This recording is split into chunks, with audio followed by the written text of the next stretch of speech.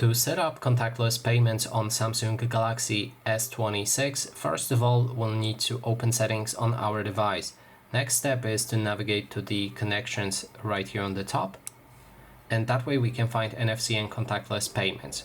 Make sure that this option is enabled whenever you try to pay with your phone, otherwise it won't work. After that, when we have that covered, we can go to contactless payments right here below and select our default app that we want to use for payments. That means the app that will save and have your card. In this case, we're gonna go for Google Wallet. You can go for Samsung Wallet or anything else. For example, Revolt, if you want, you can download it and use it.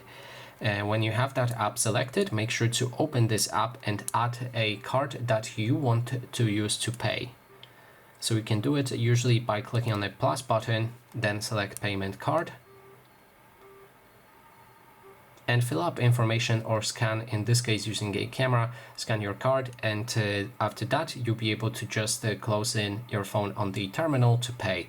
And that is basically everything. Thanks so much for watching.